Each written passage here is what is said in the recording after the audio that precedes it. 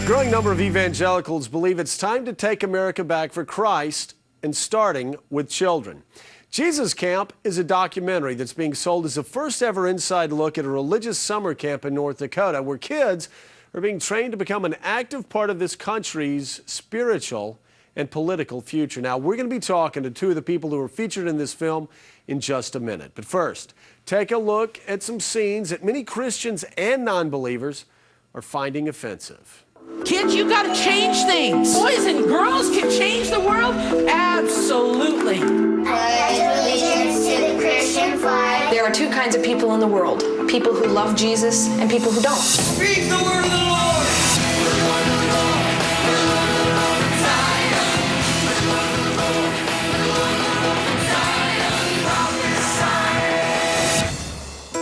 Where should we be putting our focus? I'll tell you where our enemies are putting it. They're putting it on the kids. How long have you been a Christian?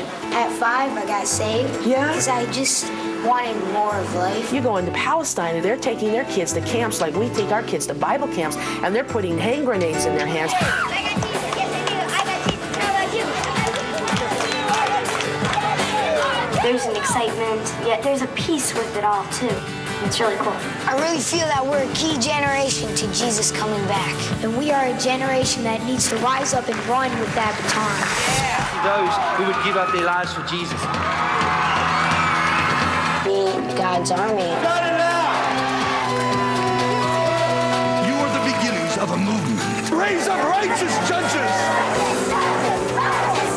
There's a new church like this every 2 days in America. 25% of the American population, that's about 80 million people. If the evangelicals vote, they determine the election. They've taken over the White House, Congress, the judiciary for a generation. This is just the tip of the iceberg.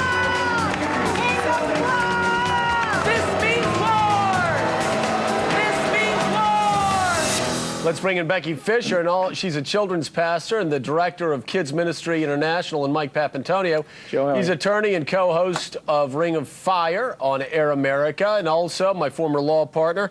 Mike Papantonio, let me start with you. Do you have any problem with the children that go to these type of camps? I don't have a problem with the children. The children are, you know, you can't help but really appreciate the I know, children. but I mean, people look at the children, they think they're being brainwashed. Well, there are many people that could look at that film, and I think what they would say is there's really a heavy hand that's used in the way that the interaction takes place with these children. There's guilt that's used, there's shame, there's this sense of... What do you mean by that? Really raw, manipulative emotion. Well, I mean, if you take a look at how does a 5-year-old, how do we convince a 5-year-old that they've sinned at all? Let's take another clip. Look at a clip from Jesus Camp.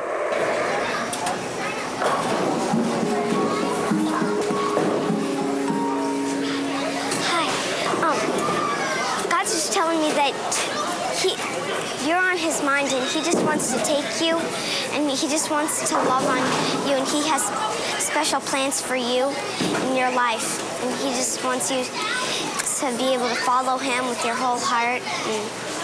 Thank you. You're welcome. Appreciate it. Welcome. I mean, obviously, a lot of people would look at that scene and they would be concerned, saying, my gosh, they're sending little kids up there after brainwashing them. Well, who just sent that little girl? As far as I can tell on that clip, she walked up all on her own volition. That was her free choice. Her father never set her up. Nobody else in that room set her up. That's something she wanted to do. Now, if you're going to tie that in with brainwashing, well, that takes us in a whole different direction. When people see Jesus Camp, what they're doing is it was through the lens of secular media people who had never seen anything like this before. The camp and conference that they just happened to come to, it just happened to be that they came at a time when we were discussing some things that were obviously political in nature. Mike Papantonio, what's so wrong with Jesus Camp? Well, I don't think anything. The camp is not as bothersome to most people as just the idea that there is a new movement that's taking place. And I think this film portrays maybe the dangers of that movement. I think it's dangerous for religion to join up with politics in any kind of setting, because what ends up happening, Joe, is the successes and the failures of politics are always taking place. There's always rising and it's always falling.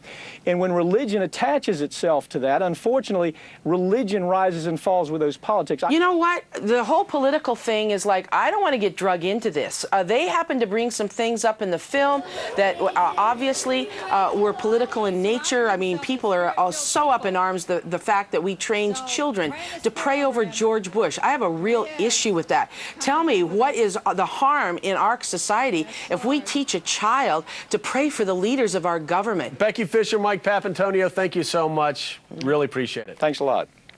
She also said that they had prayed for a just legal system, and 2 weeks later, Sandra Day O'Connor retired from the bench and took that as a sign that maybe these kids' prayers were being heard. That raises many, many issues that we'll talk about some other time. Now,